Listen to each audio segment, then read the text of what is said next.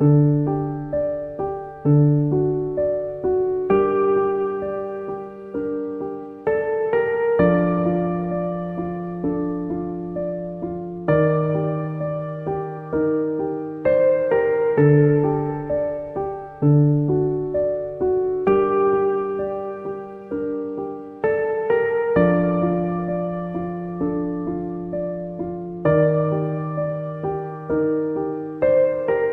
we picture hunger, we picture absence. An empty fridge, an empty plate, a stomach begging for something, anything. But in America, hunger often wears a different face. A lunchbox packed with chips, cookies, and sugar water. A pantry lined with canned pasta, processed meats, and salt-packed vegetables. A budget stretched so tight, nutrition often falls off the list entirely. Because in this country, the question isn't always, is there food? It's what kind of food can you afford? And the answer too often looks like this. It was mainly processed food. It was mainly frozen food. I'll get a phone call and someone didn't eat and they're given the resource and they don't show up because they're scared too. It was, not a lot of meat. I mean, it was whatever meat they called in a frozen food thing. A lot of TV dinners and stuff like that. Chicken pot pies. It's not that people aren't eating. It's that they're eating what keeps them going, but keeps them sick. Yeah, the vegetables. On a whole, vegetables are so much more expensive today. And they're a necessary part of, our eating, what we need to survive. And they're just getting outpriced and almost out of reach for people like myself. To get fresh vegetables, fresh fruit, instead of something that's frozen, or to also like meat. That's my big thing. I want meat, a chicken, to be able to roast a chicken and stuff like that. That's the good stuff to me. But when $10 has to cover dinner for the week, a frozen pot pie becomes a luxury that lasts. And fruit, well, that becomes a craving that you can't indulge. So having that child scream, "I want strawberries now," and mom's like, "I gotta go home and wash it," but you don't get it. Just to see it in a child crying for strawberries, it's an important thing to offer to our families. This is the reality behind the numbers. Food insecurity isn't just about having enough to eat. It's about what kind of food can you access, and whether that food helps or harms your health. This isn't just a food issue. It's a policy issue, a health issue, a justice issue. This is what food insecurity really looks like, because being fed isn't the same as being well. And if we keep confusing fullness with nourishment, we will continue to leave millions behind. This is not just a story about hunger. It's a story about people. It's a story about what we don't see when we think of food insecurity. But it's also a story of hope, of action, of the strong, determined people who are fighting back, packing bags, rescuing food, cooking hot meals, and reminding us that no one deserves to be forgotten.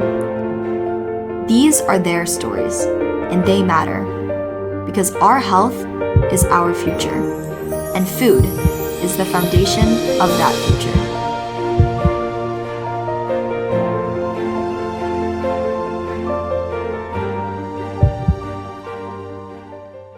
These are the stories we don't hear. Not because they aren't speaking, but because we haven't been listening. We think hunger looks like neglect, but sometimes it looks like someone who used to judge until they were the ones in need. One day, I was walking around and everything was fine. The next day, I had a stroke and I was in a wheelchair. We think we'll never be that person until we are.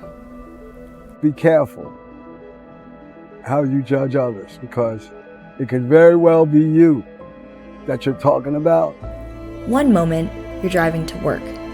The next, you can't make it up the stairs. So I learned that life can shift on a dime. It can change the way that you have to live it. A diagnosis, a layoff, a rent spike. These are the cracks people often fall through, and food insecurity is often where they land. Let's say you're blessed or you're not. It's normalcy. We all have different stories. We all have different backgrounds. And you don't know if your parents have a struggle, if your neighbor's struggling, or what's going on. Sometimes people have a facade that they keep up. They can drive a nice car, they can have a job, but sometimes it's still not enough to make ends meet. This is the face of hunger. A family that looks just like yours, except they skip lunch to make rent. A neighbor choosing between chemo and groceries.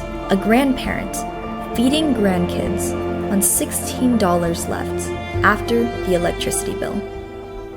You can't judge somebody that they're poor and they need food. You never know what someone's going through beyond their home or inside their home. They can have a nice car, they can dress nice, but you never know what sacrifices that they're making to make sure that they have food on the table. The truth is, food insecurity doesn't have a face. It has millions. It varies completely. It varies all over the place. It varies from people who have just gotten down on their luck. They're not certain about what they're doing. There's other people who've been doing this for years and they live this lifestyle. Everybody, I think in some shape, is food insecure in some way, shape, or form. Either that the supermarket is really far and they can't get on a bus to travel to the local supermarket, or a child in school that is eating school lunch and gets home and there's nothing there because mom was so busy at work and didn't have time to go to the store to get food. I would love to see everyone understand and be able to see that in food banking and in food insecurity and in the communities we serve, we see everyone. We see working parents struggling to cover groceries. We often see seniors on fixed incomes. And, coming off the summer, we see children who lose meals in the summer. So we have to support that with our summer feeding program. It's so many people that we see. Every walk of life is represented in food banking, right? In food insecurity. And honestly, nearly 270,000 kids in New Jersey, 1 in 7 are food insecure. So I would like people to understand that. The faces you see in this film are just a few, but they represent the millions more. Teachers, veterans, single dads, immigrants, kids.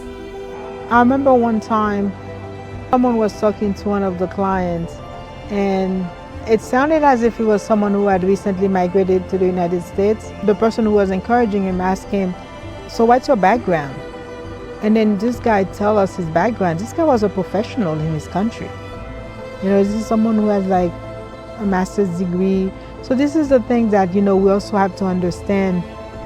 People go through seasons in life. So you can have someone who's in a season that right now they need to go to the food pantry, but this is not their whole story. There are a lot of people that are going to bed hungry. Not people that have children. It's people, the seniors. When a senior has to choose between medication or eating or paying a bill, that's not right. Food insecurity isn't about willpower. It's about access, circumstance, respect, and dignity. We learned that food impacts our communities. And we're all not just indigent. It's just that we all need help. Some people need help in other areas of their life. This just happens to be one of the areas that I need help with, which is food and sustenance. You've seen their eyes. You've heard their stories. These are the people we walk past on the sidewalk, in the grocery store, at school pickup, but for once, let's not look away.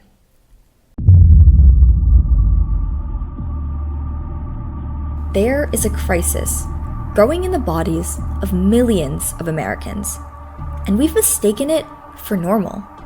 It's not sudden, it's not even visible, and it's not contagious. But it's everywhere, and it's killing us slowly. I mean, I saw it coming because I worked in the food industry, and the food industry was getting a lot of pressure to clean up their labels, right? So that's what I saw. Let's stop pretending we don't know.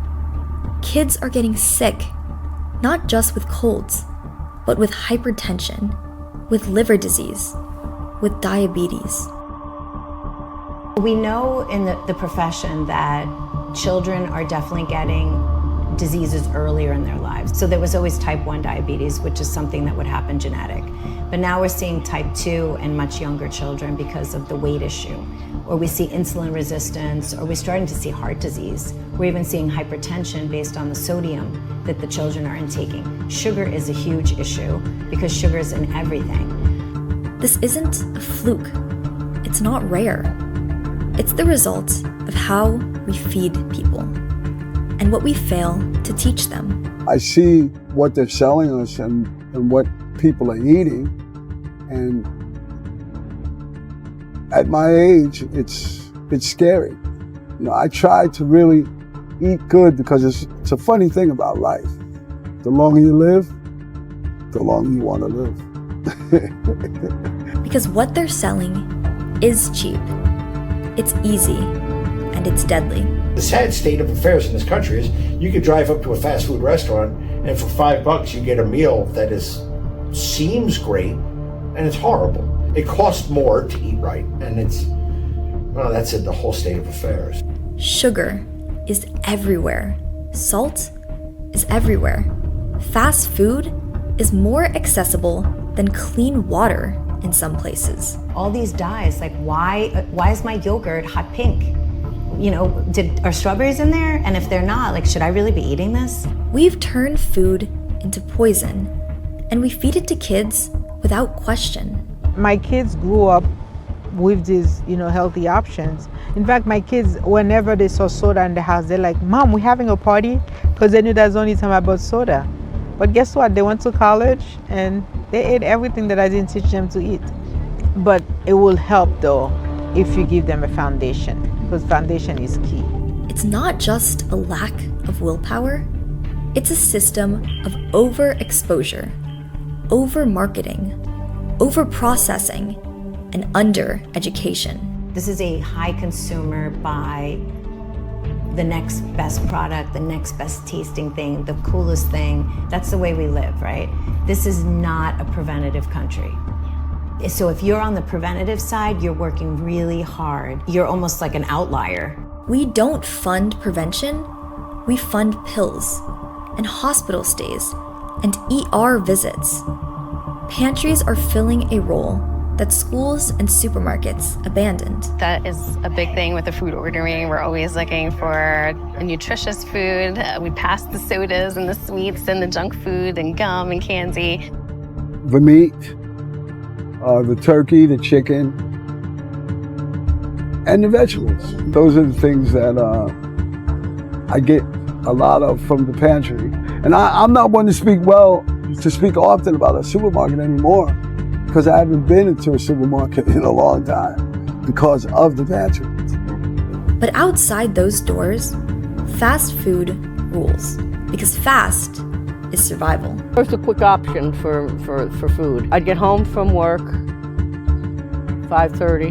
By the time you cook something, you'll be eating later.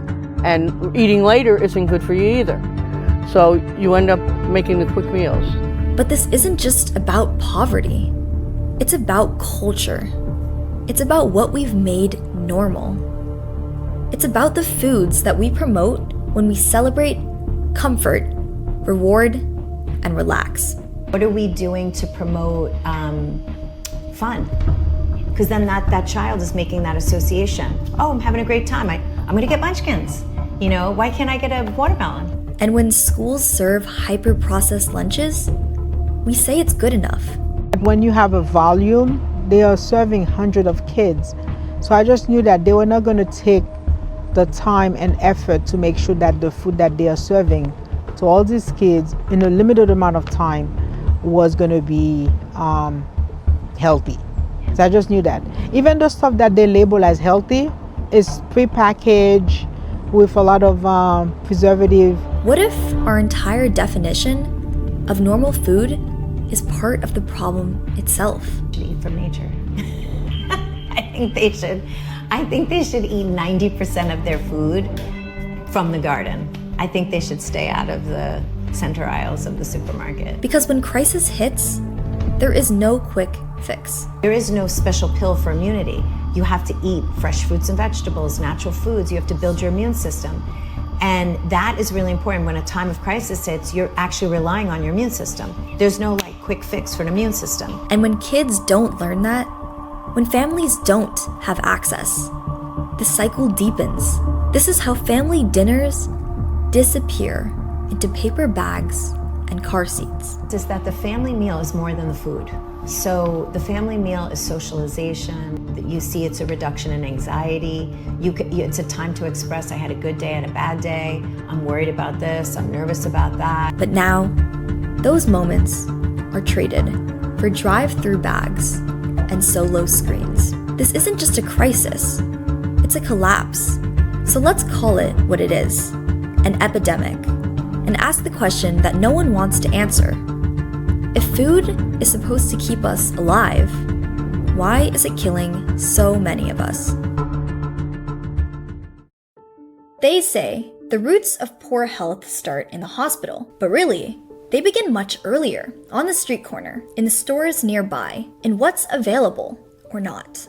Public health officials call these places food deserts. On paper, that means communities with limited access to grocery stores. But in reality, it means something far more complicated. Un poco difíciles de hacer porque hay pocos negocios de comidas, no hay supermercados grandes. Sí cuesta mucho encontrar. Para nosotros los hispanos tenemos pocas tiendas y cuesta mucho, hay que ir a otros lugares a comprar. For families here, access isn't measured in miles. It's measured in hours spent traveling, in buses taken, in what's missing from the shelves. Restaurantes también hay pocos. Es una comunidad pequeña y necesitamos me gustaría ver mucho más restaurantes, mucho más tiendas de comida. Sí. Así que cuesta un poco encontrar todo lo que uno busca. This is what the USDA definition erases. A neighborhood may have a store, but if that store doesn't carry what families need, then what kind of access is it really? En mi comunidad necesitamos a veces más productos de nuestros países y cuesta encontrar muchas cosas como algunas frutas que no vemos por acá, vegetales diferentes que necesitamos para hacer nuestras recetas familiares de nuestros países, comer comida de nosotros. Y sí cuesta, pero no es muy buena calidad las cosas que hay, porque a veces tardan mucho estar en la tienda quizás y cuesta mucho encontrar, así que... The USDA doesn't ask whether food is fresh or whether it allows families to keep their traditions alive. It only asks whether a store exists. For a person in a car is 15, 20 minutes away. A person on the bus might take an hour to 2 hours to get food. So yes, our neighborhood is it is a food desert. There are local villages that we do support. There's not a market or a store in the corner for them. So they would have to come out of their villages to access food. Choice narrows to what's cheap, shelf-stable, and consistent. When families can choose foods that match their culture or health needs, it affirms dignity. It's not about just the calories, it's about nutrition, health, and being respected. Yo en casa me gusta hacer muchos tacos porque es fácil para mí hacerlos porque sé bastante de comida mexicana y sí se encuentra. Las tortillas, carne, chile, todo lo picante, sí se encuentra. Entonces, yo hago normalmente muchos tacos. Claro, yo entiendo que en este país y en otros países está subido muchos los precios de los alimentos. Así que a veces también se pueden hacer comidas buenas con poco dinero para comprar. Los clientes mencionan lo difícil que es encontrar frutas o verduras en otras tiendas por aquí. Sí, nos han dicho mucho que ellos tenían que viajar de aquí a la zona de Spring Valley porque allá había la mayoría de productos frescos, lo que es en sí las verduras y productos conocidos para ellos. Entonces, nos han dicho muchas de las veces que están muy agradecidos que nosotros hayamos abierto con gran extendidad esta tienda. Entonces, ellos se evitan ya el viaje para allá y nos compran. Ellos ya no tienen que hacerse ese viaje hasta allá. En sí la tienda nos ofrece mucha variedad de productos, más a la zona pegada de aquí a las personas que residen aquí, que son la mayoría hispanos. Tenemos muchos productos para más o menos Centroamérica, lo que es México, Guatemala, Honduras, Ecuador, Colombia. Ofrecemos una variedad de productos, todos muy frescos. Charlie's store is a rare exception, but one store cannot undo decades of disinvestment. The USDA's formula doesn't ask whether food is nourishing. It doesn't ask whether families can afford it. Presence does not equal access, and access does not mean nutrition. Families are making trade-offs between health and affordability every single day. My dream is that could we get to the point where we're actually getting into looking at the nutritional value of food. In Fairview, one of the largest food pantries, which is also a community that is a food desert, and they changed to a choice pantry. They have a lot more fruits and vegetables. They've cleaned up their labels. The USDA's formula doesn't ask whether food is nourishing. It doesn't ask whether families can afford it. It doesn't ask whether the shelves hold dignity or just survival. Because this isn't just about deserts. Deserts are natural. This is about design. A system that measures presence, not possibility. That says good enough. But it's not, and it never was. When we talk about hunger, we imagine scarcity. But sometimes the food is there. It's the system that's missing. There's actually a space between poverty and stability, a space where you don't make enough to eat, but make just enough to be disqualified from help. It's a gray zone, and Rosemary knows this space well. I was a machine operator. It was a plastic bag factory. She's a retired factory worker, a caretaker, a cyclist by necessity. I had a backpack. My trusty backpack was my life at that time. And I would go to the store on the way home from work, on the bike. My friends would say, how can you do that? How? Because you don't have a choice.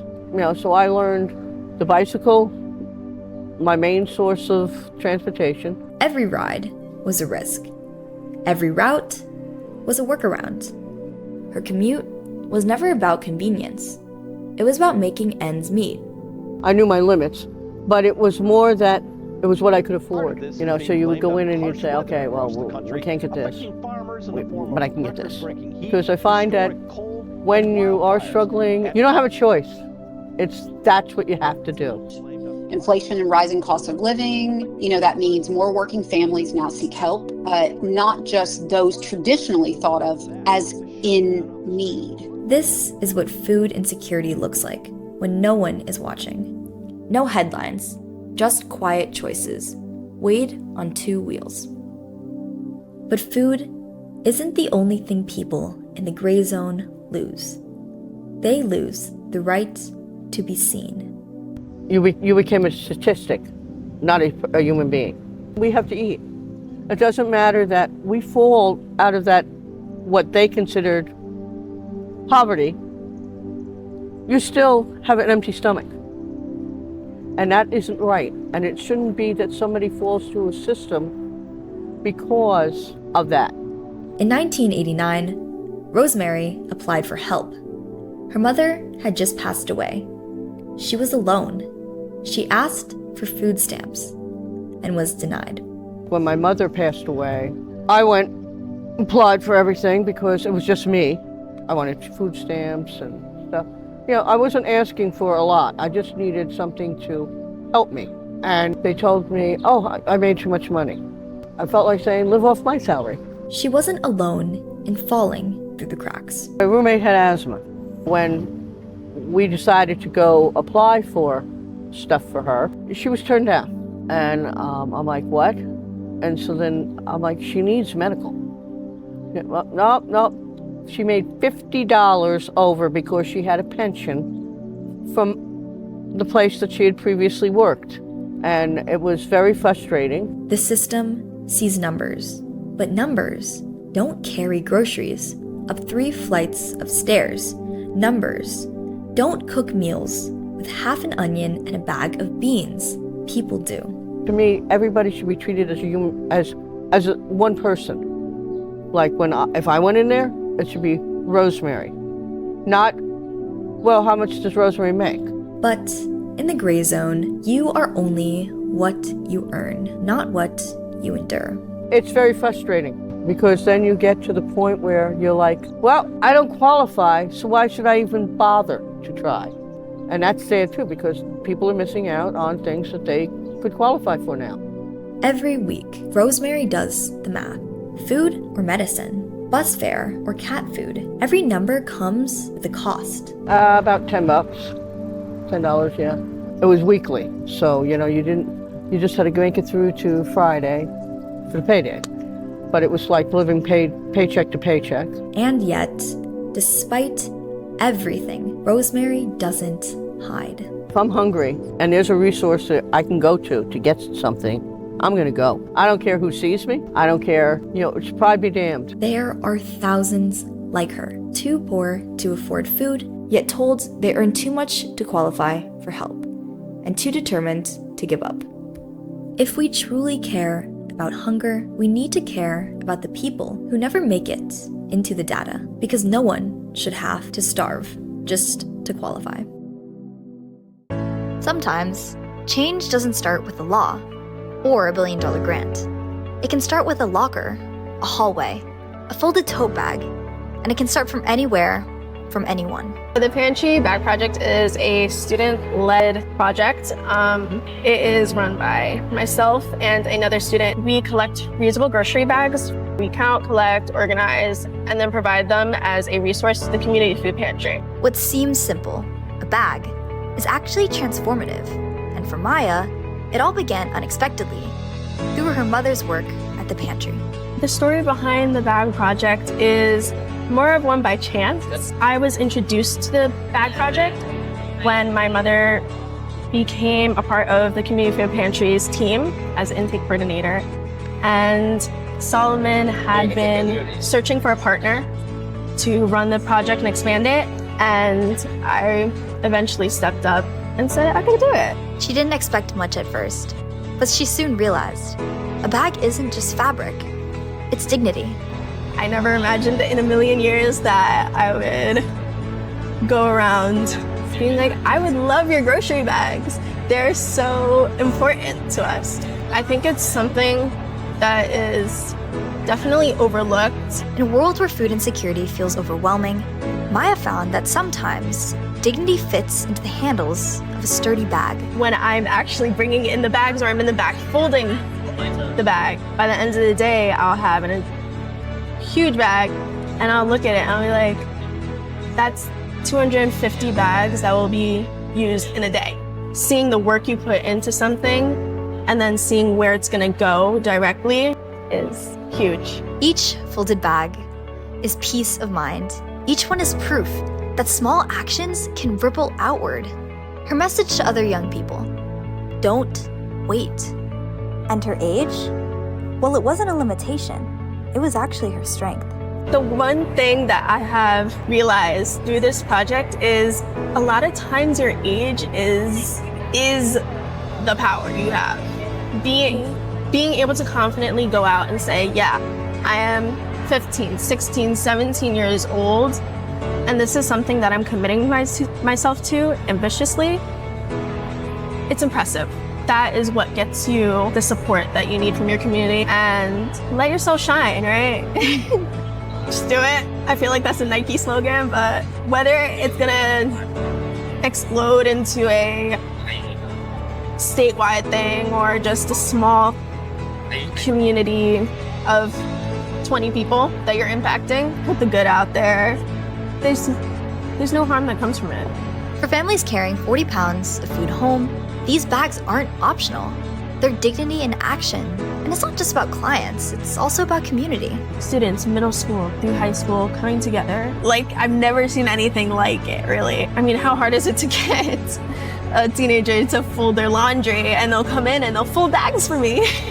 And they'll do it, like, just with the greatest smile on their face. And if she can go back to that nervous kid at the very beginning, what would she say? I don't know if I want to change anything. Maybe a few words of reassurance, like, hey, you might have all these grand ideas, big and small, like it might turn out horrible or it might turn out amazing and it's like the best thing in the world.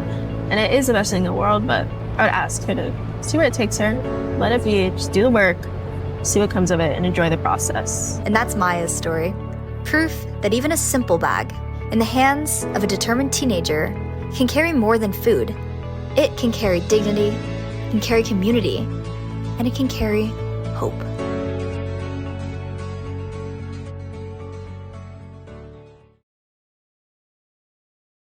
We've seen what hunger looks like. On maps, in systems, in stories weighed down by shame. But here, there's a different story unfolding. One written in ripe tomatoes, carefully stacked egg cartons, and the hum of conversation.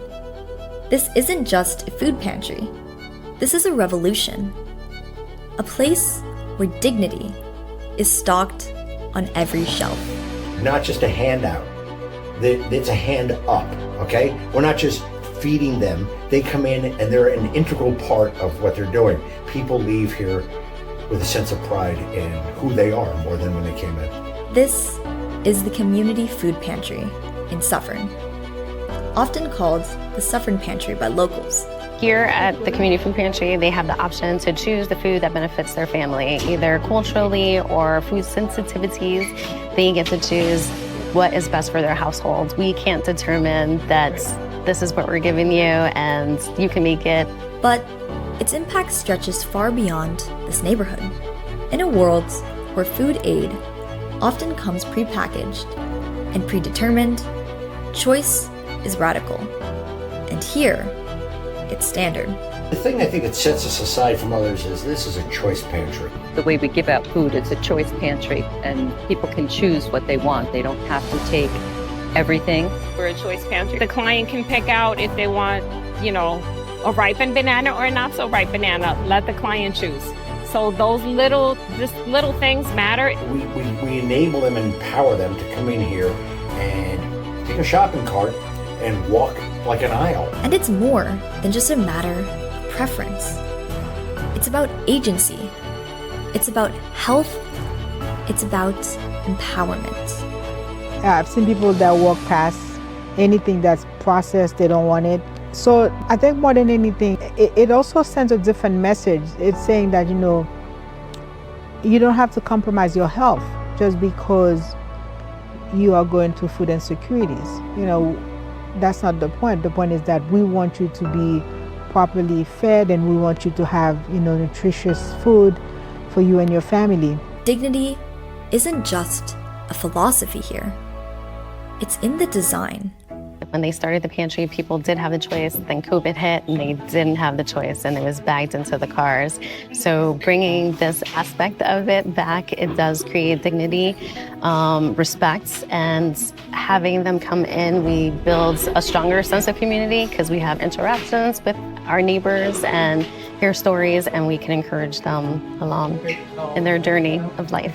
Choice pantries, they're offering not only choice and dignity in the way that any of our neighbors can go in and choose the food that they're bringing home to their families. There are also resources at most of the choice pantries, and that's really the focus of food banking in the future. It's like it really offers that center in the community where you can get more support, not just the food that you need, but support to be successful in the future. When you give people choice, they choose well.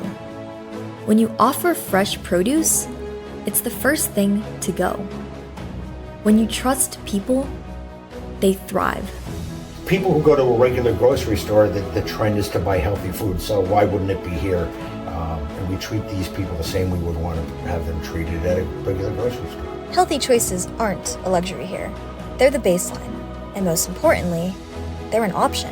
There are people who do that by choice. They can afford to have the fresh food, but it's good to know that the people who are coming to us as clients, if this is something that they want to do, they want to maintain fresh food in their diet and the diet of their children, they do have that option. And beyond nutrition, those choices ripple into daily life, into bills, tuition, comfort, and survival. Pantry has allowed me to delegate that part of my bills that I was spending on the nutritious food that I'm getting from the pantry. And I can take that money and put it towards other bills that I need to sustain my life. It's helped me so much that it's hard to describe. I'd be here all day. This is what happens when you give people more than food. When you give them the space to say, I deserve this, and I'm not alone. If you could describe this pantry in 3 words or a sentence, what would you say? Just loving people where they are, meeting them, their needs where they are. Happiness, contentment, security. Food insecurity isn't just about hunger, it's about power. And when we place power back into people's hands, when we let them choose what goes in their bag, we're not just feeding them, we're trusting them, we're lifting them, and maybe, just maybe, we're healing something bigger. It begins before the pantry doors even open, before a single tomato is sorted, before a single shelf is filled. It begins with a truck, not with a donation bin, but with a soup can, but with food that almost didn't make it. So they come around 11 o'clock, they unload. We never know, it's like a mystery box. We never know what we're gonna receive. They already know from the style of our pantry and how it's set up. Bread is important, fresh fruits, vegetables. These aren't second-rate items, they're just second-chance ones. A box with a dent, a banana with a freckle, a bag of carrots, perfectly fine, except for a date printed in ink. Expiration or sell-by date is just a best buy date. It doesn't mean that the food mysteriously explodes after the date comes. Milk, if there's a date where it does have to be pulled off the shelf of a retailer, we want to work with that agency to make sure that they can pick it up that night so that they can give it to their neighbors that night before the best buy date. At most supermarkets, this food would be considered trash. Here, it's a treasure. I get anywhere from, I would say, 1,000 to 2,500 pounds every week. Each item is inspected by hand, one by one. And what the world calls expired, they call dinner. But what happens next is a process few people ever see. What are you doing right now? We're sorting produce. Sometimes things are in big packages and have to be broken down, or we have to make sure that nothing is, going bad inside. I am bagging the recovered lettuce that we got today. So yeah, I mean, most of this lettuce looks good, so it's going to go in the bag, and it's good, nutritious food for the clients. And overseeing all of it is Terry. We asked her to walk us through a single day of rescue from start to finish. Today on Tuesday, my group starts coming in around 10:30. We start setting up the tables, the signs.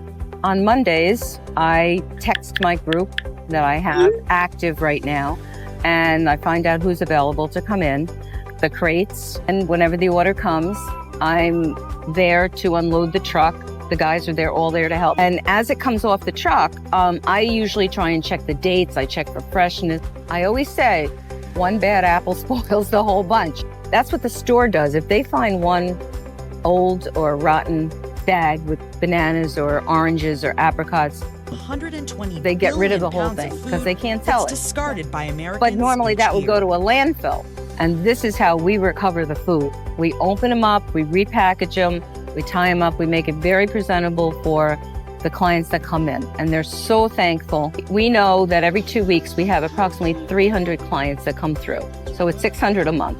So after everything is crated, everything is stored in the refrigerator. We have it marked Tuesday and Wednesday. And we have it out on the silver table in the pantry to go out to the clients that day or the next day. It is a large process and it takes a lot of people and a lot of caring people. It's hands-on. It's meticulous. And it's rooted in care. The enthusiasm of the volunteers. When we have a delivery, big delivery here, these guys, they show up with their gloves on in the rain and the snow, ready to unload a truck, all in great spirits and all ready to work. It's contagious when they're like that. Everybody, it's a team, it's a family, which is what's awesome. And for Terry, this isn't just a system, it's personal. And growing up, I had 10 kids in my family. I was the oldest. My mom lived check to check, and we wasted nothing. We weren't allowed to. It helped me realize that food is not something, we take it for granted here in this country. It's a lifeline for them. There's no scanner, no automation, just judgment, knowledge, and care.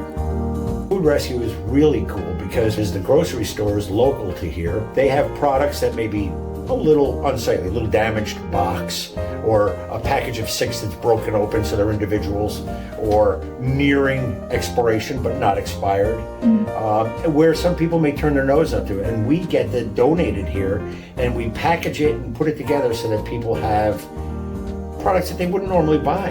Yeah, I mean, some very, very good stuff that is very pleasing to people. And it's great because I guess in the past these grocery stores would be throwing that stuff away. And now they're not. Now this stuff is being used and eaten. It's great. Across town, Larry's team at Touch is doing the same at scale. On average, we are rescuing over 100,000 pounds of food every month. And how many pounds of food do you guys think you guys rescue? Oh, a lot. I mean, in a day, it could be 4,000 in a day.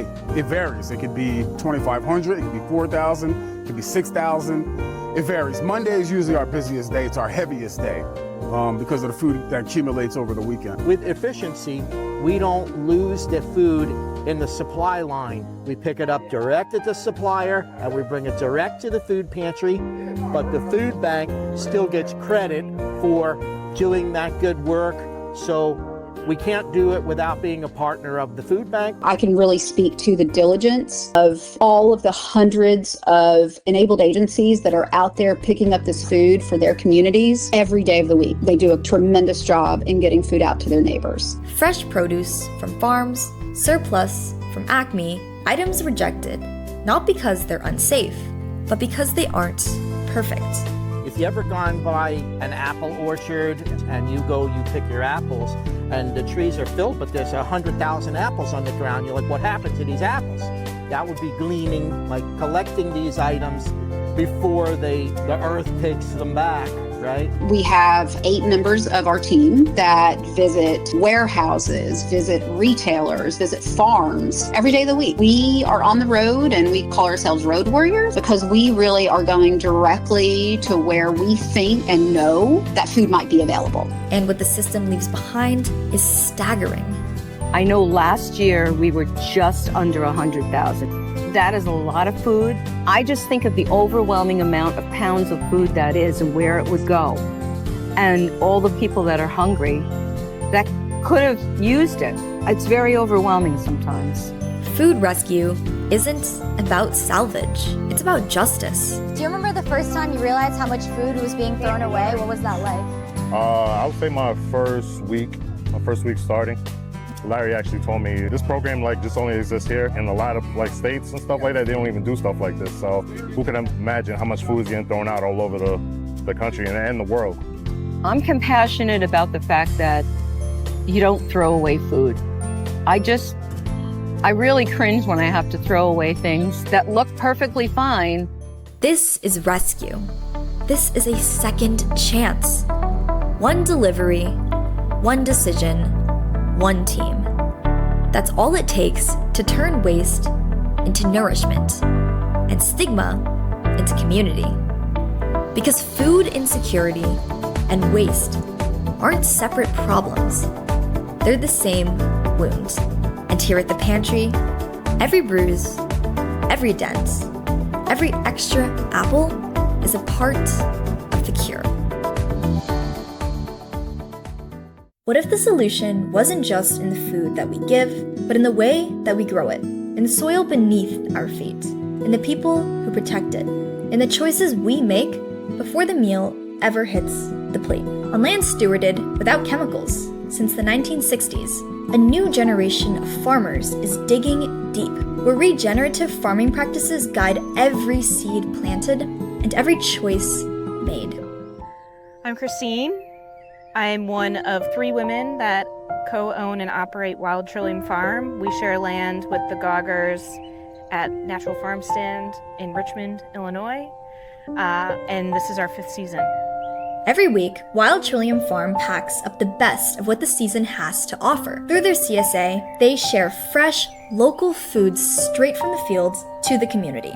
In general, like the front end of the week is when we do a lot of our harvest for our CSA, which is community supported agriculture. So we deliver like a subscription of what the season is offering every week to our customers. We're really excited about offering a CSA because it gives folks the opportunity to learn like what's in season instead of just walking into the grocery store with a recipe list. This farm grows nourishment from the body and balm for the soul. The way that we farm, I think, is really important because it allows people to be more flexible and adaptable, and at the end point, ideally, is resilience. There's so many ways that we can engage with food that I think we've pulled ourselves away from. So I think medicine in that sense is like a self-care approach. Wild Trillium is rooted in regenerative farming on land that's never known chemicals, only care. Well, for us, chemicals should not be part of our food system. They don't need to exist. I think the land tells you when something's out of balance. On this land, soil isn't an afterthought, it's the foundation. For over 25 years, Farmer Gary has nurtured every inch without a single drop of synthetic chemical. Well, my grandfather bought the place in 1923. This farm has never had herbicide, pesticide, or fertilizer used on it. It's very quite fertile. Grandpa was basically organic biodynamic. You can improve soil. Soil's amazingly resilient if you've got time. And I've been building it up for 25 years now, and I've raised the soil organic matter. It used to be around 2.25% to 2.5%, and the whole farm now is at least 4.5% up to 7% organic matter. And when you get above 4%, that's a magic number, because then there's enough organic matter in the soil. As long as the weather's a little bit warm, you have enough nitrogen. So you don't have to worry about nitrogen anymore. And because I use the compost, it's full of potassium, and we get the horse manure, so that's where you get your phosphates. If we want a future that nourishes us, we have to start by healing the soil beneath our feet. A lot of organic farmers say that they grow healthy soil instead of healthy food, and I think that would probably be the pin that's most important. The ecosystem evens itself out, starting from the soil up. And I think people forget that that is possible. In a changing climate, water is sacred. Christine and her team rely on soil itself to retain life. The more organic matter and other land management practices that you can introduce to your soils and fields helps water retention. And this is one of the reasons why organic farming is really important, because it doesn't only protect the soil and the crops that grow above, but it also protects what happens underneath the soil and what happens beyond it, within our water systems and groundwater and everything like that. So at this farm, we don't do any irrigation. We instead focus our efforts on the soil management. For Mitch, farming isn't just about taste. It's about being part of something real. Most of the time, this is it's labor, but it's also therapeutic, and you feel a little more connected to the natural side of things. You know, I care a lot about the environment too, and you start to find out that all of that is just one big circle. It's better practice for the land is better tasting food. And now, thanks to a 100-year conservation easement, this soil is promised a future, never to be buried beneath concrete, but forever rooted in growth, memory, and real food for generations to come.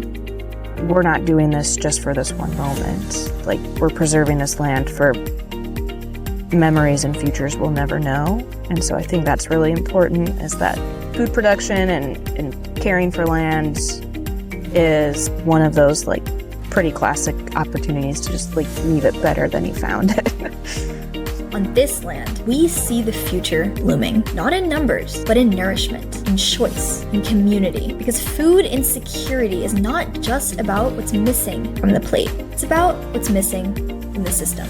And what Wild Trillium shows us is how to start planting something better.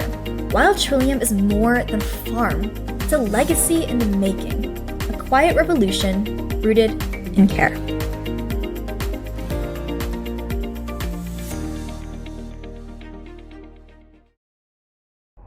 When we think about fixing hunger, we often focus on quantity. But what if the real answer isn't just more food? It's better food. And what if the real transformation begins not in the emergency room, but in a garden bed? Stacey MTOM, and I'm a master's in food and nutrition, and I'm the founder of Health Barn. Stacey didn't start on a farm. She started in corporate PR, but something didn't sit right. During one of my classes, the professor had said, this would be the first generation of children that would not outlive their parents based on lifestyle. And I was kind of like, did anybody, like I was so stunned. And everybody else in the room was taking notes, and my brain was like on fire, and I was like, wait, these sodas, the big gulp sodas or the supersized everything. So we're not gonna educate kids about the fact that this is actually hindering their lifespan. So she left the boardrooms behind and built something from the ground up. Something alive. Health Barn USA is not just a place. It's a philosophy. We're entering the Health Barn Garden, which, as I told you, what's so unique about it is that kids take care of this. Stacey MTOM is living her dream. After a successful career in public relations, she traded her power suit and big city office for blue jeans and a barn. Health Barn USA is the result, a hands-on program to teach children and families about organic farming and nutrition. Are you guys excited to be back in the garden? What a great idea. Teach kids all about nutrition and healthy eating by letting them grow their own fruits and vegetables. It's the mission of Health Barn USA, and it's mission accomplished. What makes Health Barn different is the kids are naturally growing their own vegetables. I wanted to create a place where kids could actually be excited about fruits and vegetables. What I want you to do is pick a Brussels sprout and eat it. Research is pretty powerful at 3 years old that if you start exposing them to different fruits and vegetables, trying it multiple times, that these are habits, because these are all habits that form. It's much easier to form a habit at 5 than it is at 40. You should definitely start at an early age so you develop this foundation of knowing to eat healthy, which foods are good for you, which are not. So I think that's definitely important to start from an early age. At Health Barn, children don't memorize food groups. They dig them up. We just installed an organic orchard with fruit and nut trees. So you get kids excited about growing food that's not coming from a factory. I remember chopping carrots. I picked them straight out of the garden, and the carrots tasted so fresh and nice, and they tasted really good straight out of the garden. And it works. One child learns veggie chips come from a factory, not a plant. Another trades graham crackers for carrots. So it's about trying and exposure, but it's also about learning. Okay, for a child, it's so simple. It's like you go out to the garden, you pick a carrot, you bite it, and you're like, I tried it. Education can spark agency at any age, but especially when it starts young. We have to teach people skills, not only nutrition education, which is important. We have to start teaching skills. Even now at Health Barn, when we're pulling things from the garden, we have to teach them, you don't put water on food that isn't going to be served on vegetables. You have to be able to peel the onions a certain way to keep them so they're not rotting. We did a lot of activities like making and preparing healthy foods and learning about healthy snacks and what we should choose to eat. In third grade, working with them on a hydroponics lesson teaches at a young age the pride of sustainability and growing food for their family.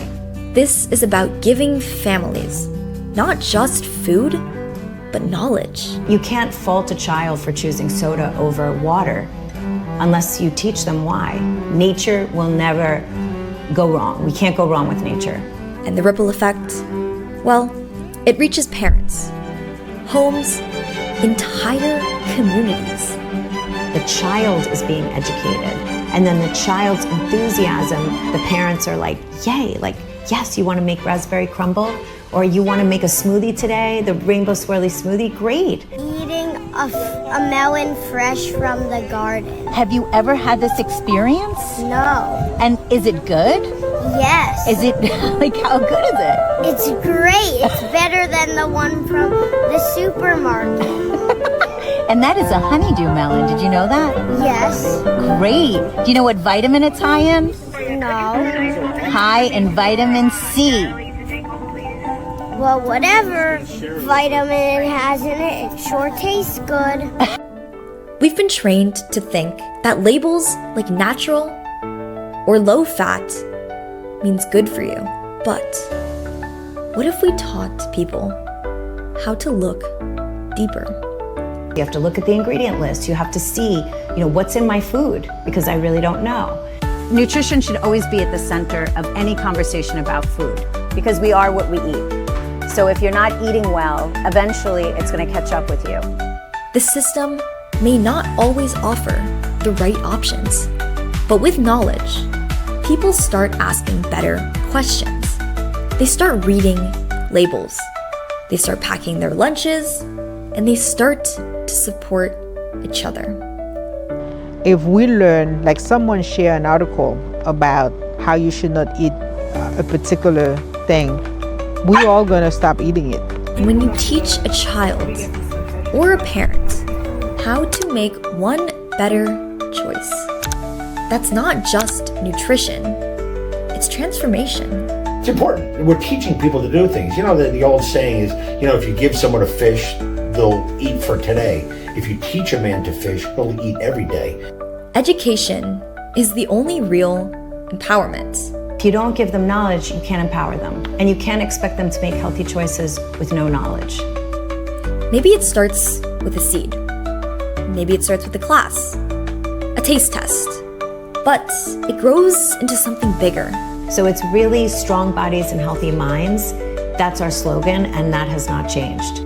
And maybe one day, food won't just be a product that we consume or a crisis that we can fix, but food can be a right that we nurture.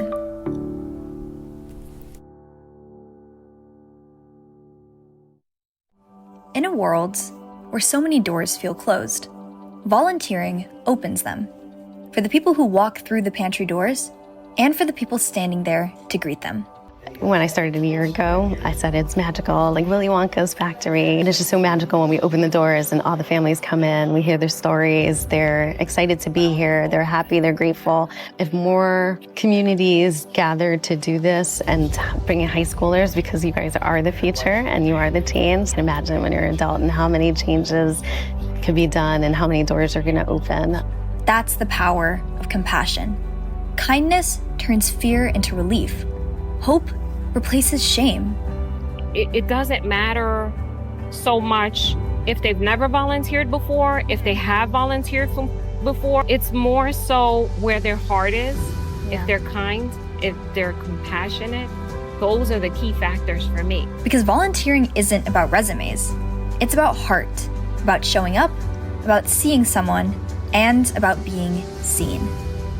The point is to have the connection and make them smile, eye connection, contact, give them a little joy for that day, even if it's for just a little moment, so that they can take home with them, that human connection And it's the same for the volunteers. Perhaps they're, either going through a tough time, lost a job, and has found us, come to us and said, you know what, maybe in my downtime, I can do something positive. Every smile, every bag carried, every carton of eggs handed with dignity, it adds up into something bigger than food, into a family. It's kind of like a family environment in a sense, because you know who's sick, you know who's on vacation, you probably know who had just had a grandchild or some other lovely activity such as a graduation, a prom, I want to see the dress. The connection is what's special. And here's the truth. That family needs you. And I feel like everybody should feel that way. It's not like food insecurity, it's those people. It's like, no, these people live amongst ourselves. It could be our grandparents that we're not even aware of. You know, we have to be aware that this is in our society, this is in our community. It's in our society as a whole, but it's in our community, and we need to help. And if you're in a position that you can help, help. You know, even on tough days, I think about the kids who count on us for their next meal. Knowing that what we do today can change tomorrow for another family, whether it be in a small way for us internally at CFB&J. We meet people every day, our volunteers, our many corporations and retailers and Feeding America. And it is every person that we speak to doing that small thing or doing whatever they can do, even if it's a big thing, that we're all working together as one community and that we all understand the common goal. It's making a small difference without you understanding or realizing the impact that you may have on someone. Always give it back, always pay back, no matter how successful you get or how much you struggle. It could be either end. Life is sometimes unbalanced and unfair, but it's nice when you can think about, being mature enough to know someday I'll be able to make a difference. I'll be able to help, and you should. I can promise you that you should, because you don't know what walk of life you'll be at what point in your life that you may need help. But if you can give it, great. Hunger in New Jersey doesn't look like what you might expect. It touches working families, kids and seniors in every county in New Jersey. My message, and the message that keeps me going, and I would love for everyone to know, is that together we can ensure that no neighbor goes hungry. This is the call, not for someone else, for you. So, step forward, bring your kindness, your hands, and your heart, because volunteering isn't just helping others, it transforms you too. No judgment, happy, loving, caring, giving, lots of kindness. Everybody needs that one up, and this is the place that they can receive that hope and support. That place can start with you today.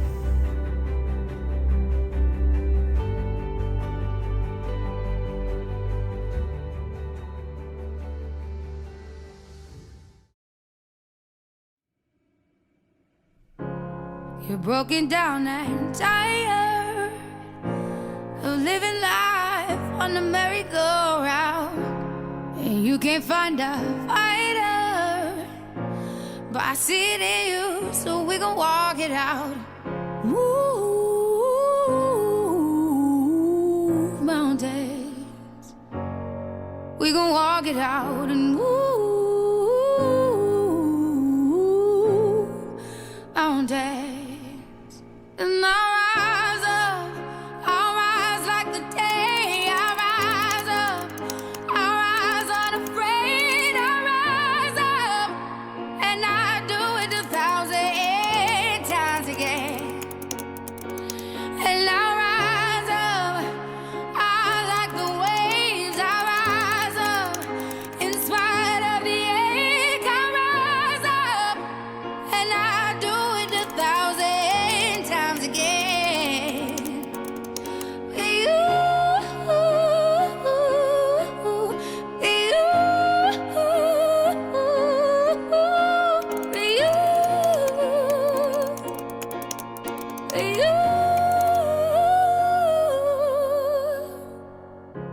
The silence isn't quiet, and it feels like it's It's getting hard to breathe, and I know you feel like dying, but I promise we'll take the world to its feet.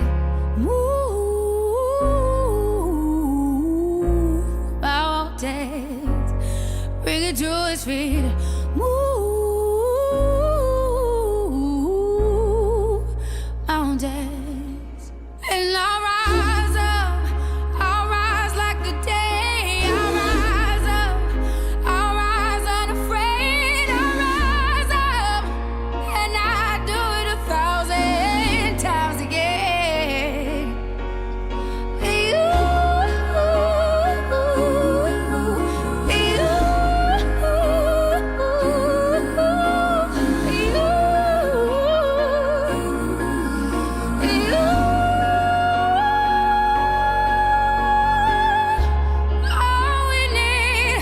All we need is hope, and for that we have each other, and for that we have each other. And we will rise, we will rise, we'll rise. We'll rise. I'll rise up, rise like the day. I'll rise up in spite of the ache. I will rise 1,000 times again, and we'll rise up. I like the waves. We'll rise up in spite of the ache. We'll rise up, and we'll do it 1,000 times again.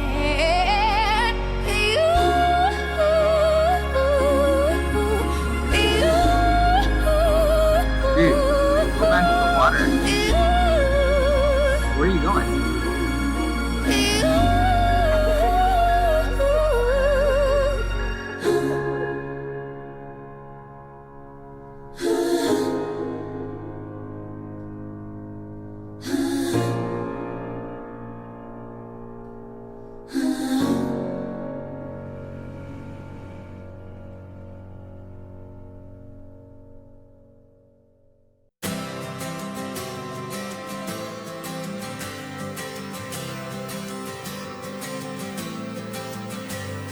With everything I've ever done, I give it all to everyone for one more day.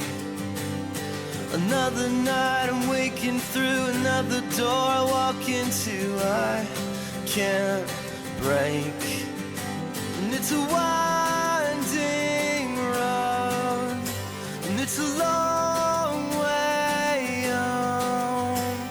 So don't wait for someone to tell you it's too late, 'cause these are the best days. There's always something tomorrow, so I say let's make the best of tonight. Here comes the rest of our lives.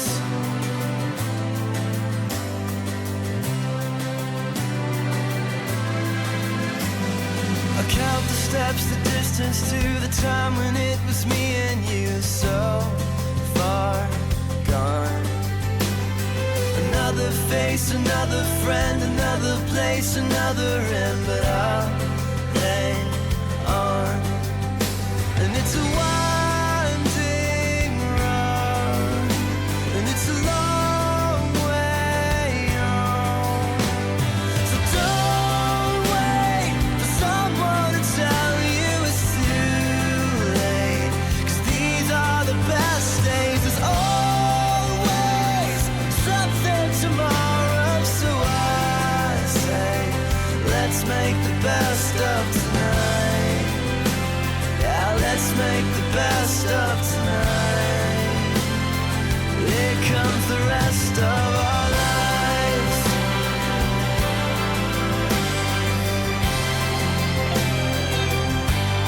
The rest of our lives.